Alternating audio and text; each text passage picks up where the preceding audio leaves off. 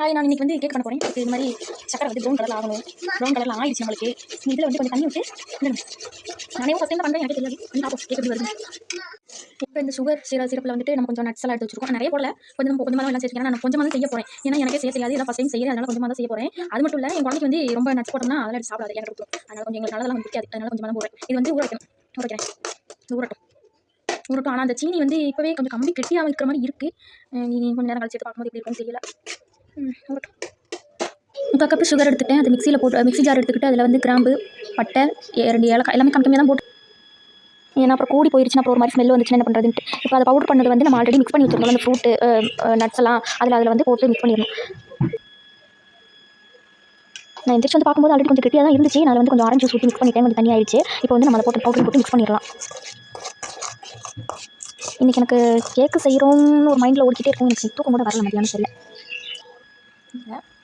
Mixie ஜாரில் பால், egg, நெய், ஒரே ஒரு எக் மட்டும் போட்டேன், நெய், அப்புறம் வெண்ணிலா எசன்ஸ் சேர்த்து லைட்டாக ஒரு அடி அடிச்சுட்டு அந்த ஆல்ரெடி வச்சுருந்தோம்ல நட்ஸ் அதிலே போட்டு நல்லா பிளெண்ட் பண்ணணும். இந்த அளவுக்கு வந்திருக்கு. இனிமேல் தான் நம்ம மாவெல்லாம் போட போகிறோம். ஒரு பவுல் எடுத்துகிட்டு அதில் வந்து மைதா சேர்த்துட்டேன். 1.25 கப் கிளாஸ் வந்து மைதா எடுத்திருக்கேன்.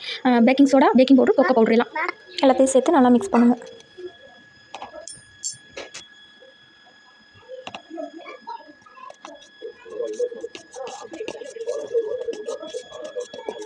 நல்லா மிக்ஸ் பண்ணியாச்சு. மிக்ஸ் பண்ணிவிட்டு ஆல்ரெடி நம்ம வச்சிருந்த நட்ஸோட பாத்திரத்துலேயே போடணும். நிறைய பாத்திரம் யூஸ் பண்ணல, ஏன்னா நான் தான் கழுவணும். அதனால் அது இருக்கிறதே அதிலேயே சார்ஜ் பண்ணி அதிலே போட்டு எல்லாத்தையும் போட்டு நல்லா பிளெண்ட் பண்ணணும்.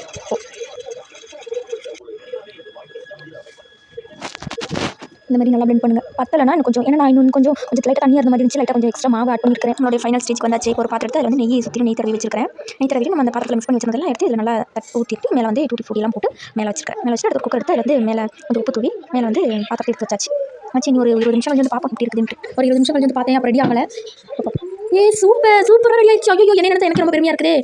கேக் ரெடி ஆயிடுச்சு. நம்ம செஞ்ச கேக்கு பரவாயில்ல, ஏதோ ஒன்று ரெண்டாக செஞ்சு ஒரு வழியாக கேக் வந்துருச்சு. சாப்பிட்டு பார்ப்போம் எப்படி இருக்கு. சாப்பிட்டு பார்த்துட்டு நிஜமாக நல்லா இருந்துச்சு. உண்மையிலே ரொம்ப நல்லா இருந்துச்சு. எனக்கு என்னாலே என்ன நம்ப முடியல. என்னடி சொல்ற? நீ என்ன சொல்ற?